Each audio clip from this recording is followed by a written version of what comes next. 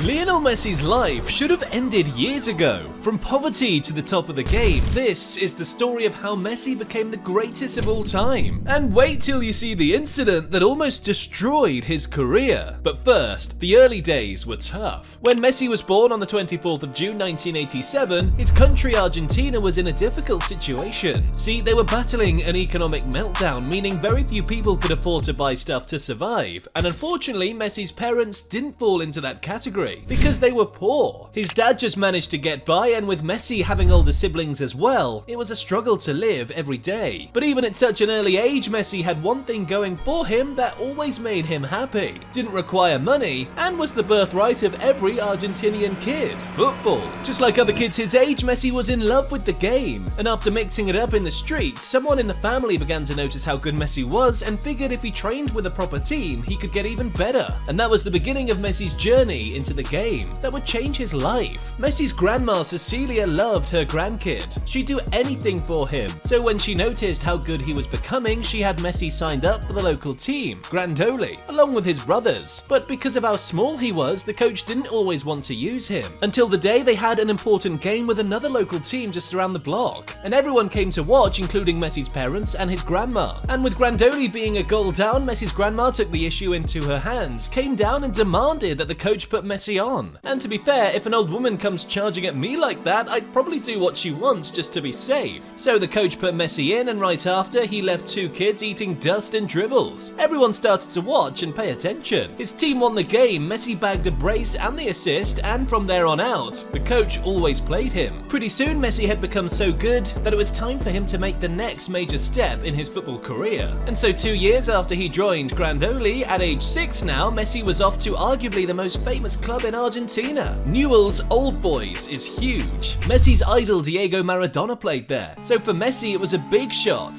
at reaching his goal of becoming a pro. In his first game for the youth team, they won 6-0 and Messi scored 4. Messi's career was on the rise, and as the years went by, he was getting better and better, attracting the interest of major clubs from around the globe. But in 1998, his world came crashing down and left him on the brink of a major disaster. Grandma Cecilia had supported Messi all his early life. She'd always been there for him. I mean, she's even convinced his parents to get him his first pair of football boots, and Messi never took that for granted. But in 1998, one day when he came back from training, he realized Grandma wasn't home. And that's when he got the terrible news that she wasn't coming back home, man. Grandma Cecilia was dead. This news broke Messi, left him shattered. And just when he thought it couldn't get any worse, it did. See, at the time, Messi was unusually small for his age. Now he was 13, most kids his age were already hitting 5'5" and up. But Messi was so small, he wasn't even up to 5 feet tall. Because of his size, his teammates gave him the nickname La Pulga, meaning the atomic flea. And at first it was cool and all, until Messi's parents became scared because really Messi wasn't growing. They took him to the hospital for the doctors to run a couple of tests, and that's when they found out the shocking news. Messi was diagnosed with growth hormone syndrome. What this meant was that Messi's body couldn't grow unless he got the necessary treatment needed. And at first his dad's insurance was able to cover it, but down the line it wasn't enough. And that's when they had to turn to plan B to beg for help. Clubs around the world had been scouting Messi and trying to get him to sign for them, so Messi's parents reached out to them and asked for help to treat their kid. But they all bailed out on him. Now it was looking tough because if Messi didn't get the treatment he needed soon, his career wasn't just going to be over before it ever began, his life would be in danger too. Just when it looked like all hope was about to be lost, a certain club reached out, and these guys would change Messi's life. Barcelona. They sent scouts to watch Messi play too, and once they learned about his condition, they offered him a deal they knew he couldn't refuse. "We will pay for your growth hormone injections, but you have to come play for us." Immediately, Messi and his dad jumped on the opportunity, packed their bags, and were off to Barca. In fact, once they got to Spain, the Barca board was so convinced about Messi to get a proper contract pulled out, so they had him sign on a napkin. Once he got up to speed at his new club, Messi hit the ground running, scoring 5 goals in one of his first games. And by the time the season was up, he ended with 35 goals in 30 games. But pretty soon, Messi was developing another illness, the kind that not even money could solve. He was getting homesick. The injections were working too, but they were making his body react funny, and also making him get tired a lot faster after matches.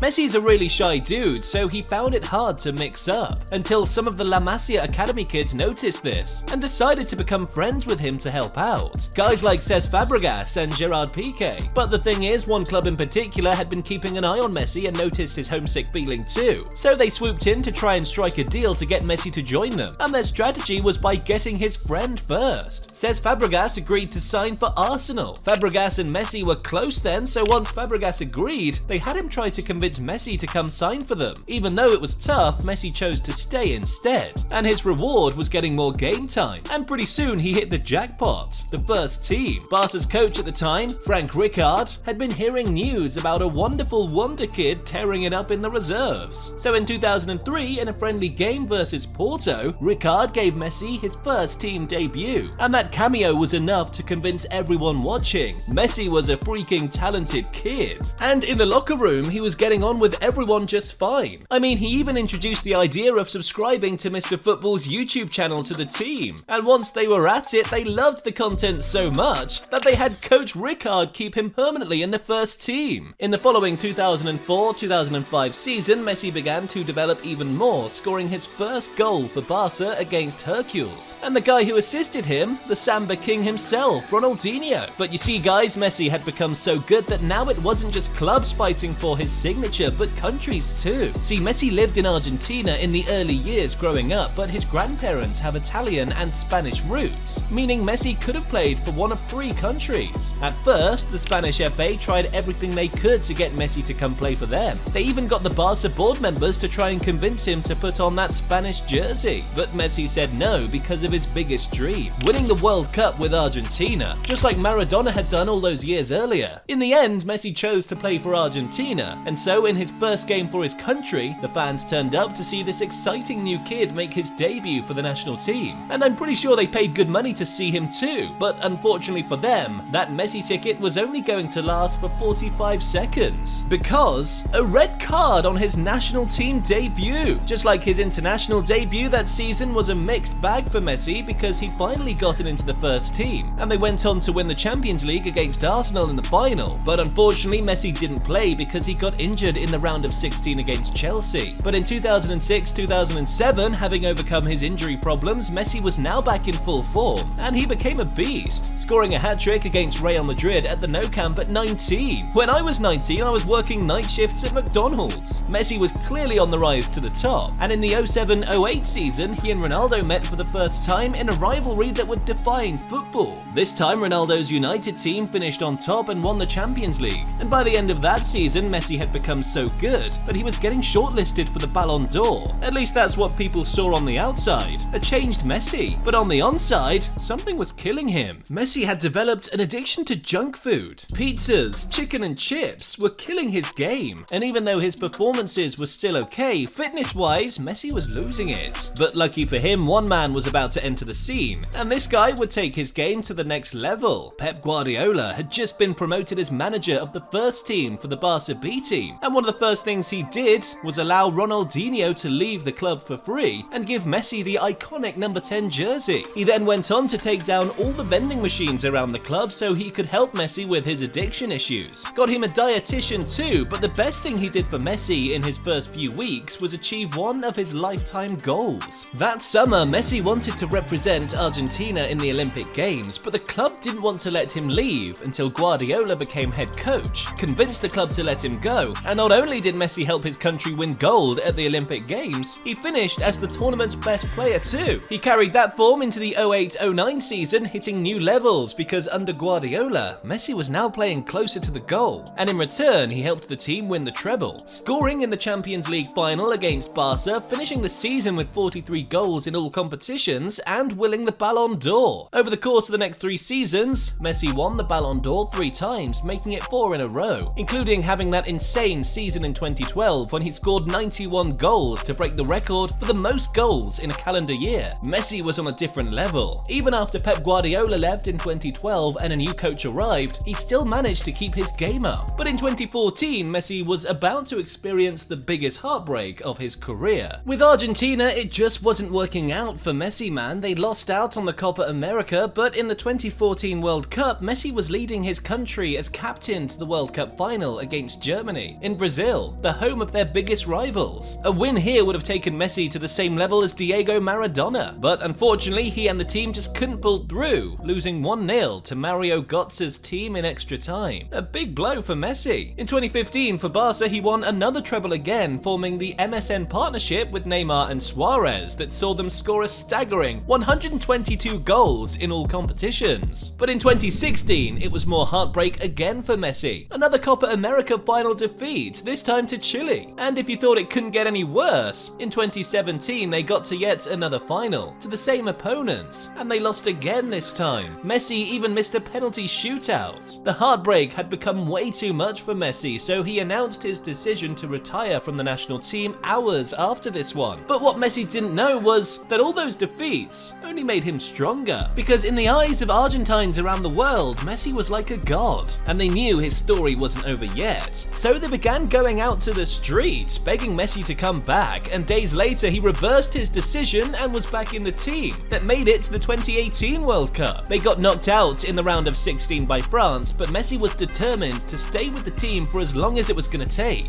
And back at club level, he added a 6th Ballon d'Or to his collection. In 2020, Messi and Barca hit an all-time low because for the first time in his career, Messi confirmed that he wanted to leave the club, but ended up staying, shifted focus back to the national team football, and in the following year, he finally did it. The Copa America of 2021, and thanks to Messi's 5 goals, Emiliano Martinez's penalty shootout skills, and new coach Lionel Scaloni's tactics, Messi was in another final with Argentina, this time against Brazil. Only difference was that Messi wasn't the same person he was all those years back. This time, he was now mature enough to know he needed to be more vocal on the field and charge his team. So just before the final kickoff, he delivered one of the most inspirational team talks of all time, and inspired his team to a 1-0 win. Angel Di Maria's goal was the difference, and now Messi had finally done it. He'd won a major trophy with the national team, and it's crazy how life works, because just a few weeks after, while he was still celebrating his win with the national team, and still on a high, Messi's world came crashing down. Barca was in a financial mess, and because of that, the club was unable to renew Messi's contract no matter how hard they tried, meaning Messi had to leave the club for free. That final press conference broke football. Seeing Messi cry like that, it was painful to watch. Messi ended up signing for PSG, and even though his first season didn't go as planned with an early exit in the Champions League, he still managed to win the French Ligue. And in 2022, he got another chance at the trophy he wanted the most, the World Cup. Argentina entered this edition in Qatar as heavy favourites, but they got off to a horrible start. See, Argentina hadn't lost a game in over 2 years heading into this one, but in the opening game they suffered a shock defeat to Saudi Arabia, leaving Messi and Argentina on the brink.